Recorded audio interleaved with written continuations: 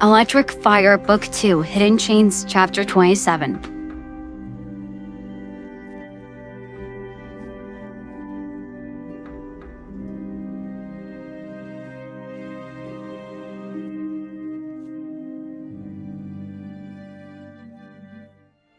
We got separated back there, and all just happened so fast. 1 minute Sonic was beside me, his hand on my shoulder. We both heard a door open from downstairs, and more agents came in. Then Sonic fell, and then I felt something hit me in the back. Seeing the same happen to my friend. We both tried to get up, but I fell unconscious as the agent in front of me approached. I don't know what came of Sonic. I woke up alone in a dark room. At least I thought it was a room. I didn't see anything. Alive was near me at the time. There were some really small holes allowing light in, but I wasn't able to see anything from then other than the little bit of light. It was very dark. The one thing I feared was being alone. I could feel a blanket was underneath me. Nothing else. Just a blanket. I couldn't move much, only crawl. I crept into a corner and curled up in it, looking ahead at what I believed to be a door to the room. This isn't your typical room though. It's kind of like a kennel, but square. More room to move around, but no big holes around, just these small ones, made by a thumbtack. Silence surrounded me for the longest time. I just stayed in that corner, wondering where Sonic could be. I didn't like this feeling I had. I was well alert though. My legs felt numb. I could fight still, just wouldn't be able to escape very well. Then again, I could teleport, but I had to fight Sonic first. I wanted to make sure he was okay first, before worrying about my own escape. I couldn't just leave him behind, wherever he is. Sonic's point of view. I couldn't hear anything. Darkness was all around me. It felt like I was in a wooden crate or something. It was small, and I wasn't able to move much after waking. I had no idea where I was. I sniffed the air a bit, but nothing smelled familiar.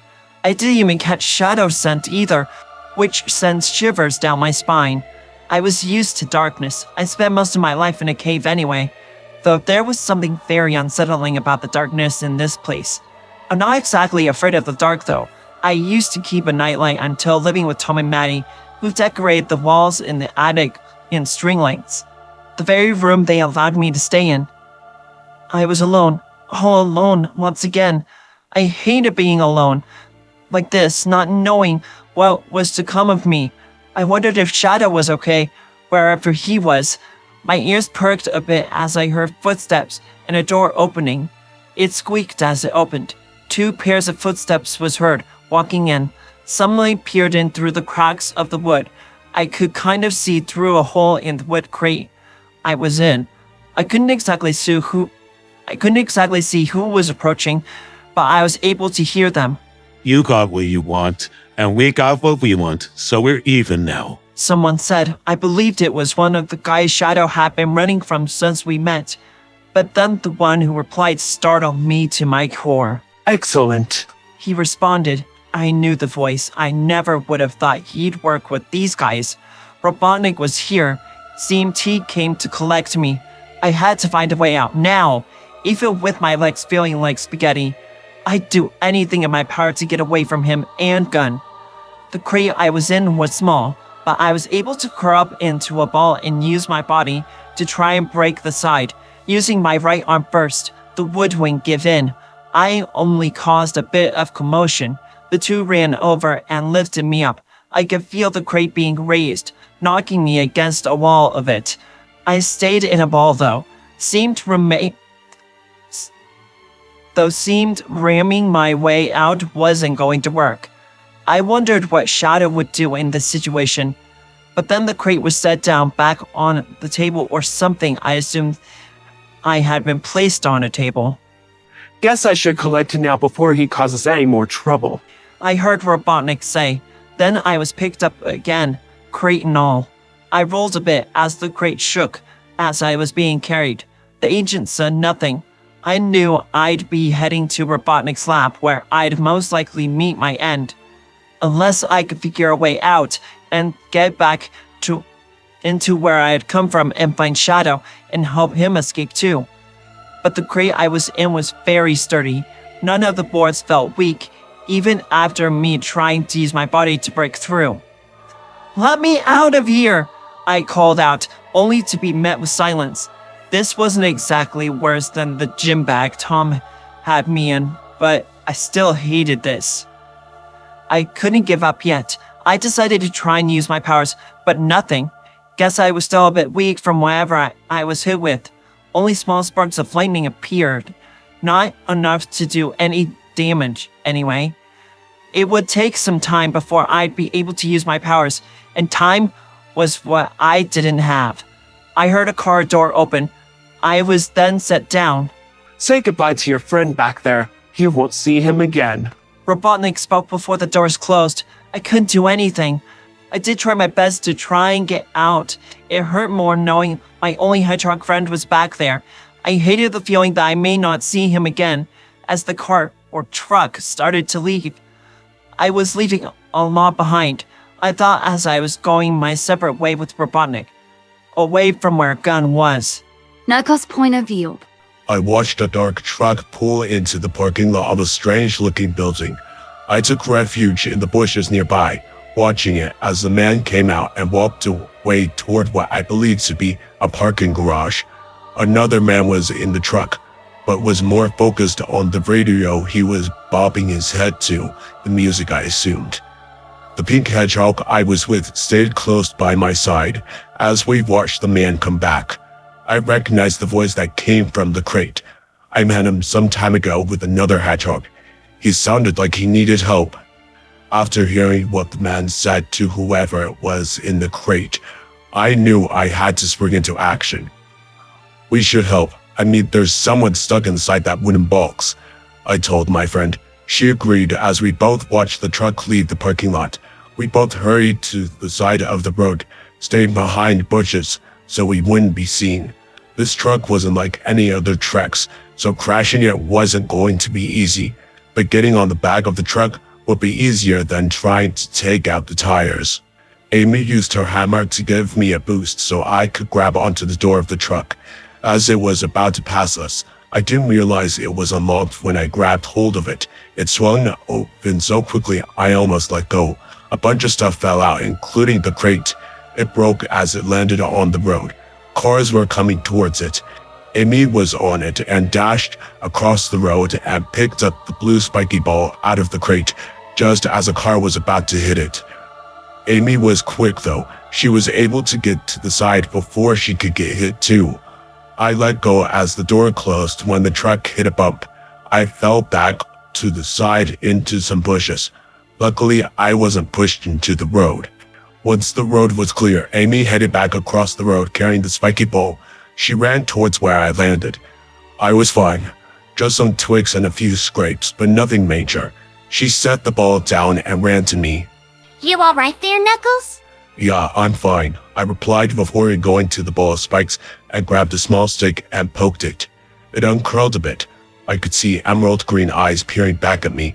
He seemed frightened, but he didn't seem to be hurt. "You're free now. Amy and I have rescued you," I explained to him. He then uncurled from the ball. He stumbled a bit. He almost fell, but I caught him. Amy then walked over and inspected him a bit. Where'd you come from? Who are you?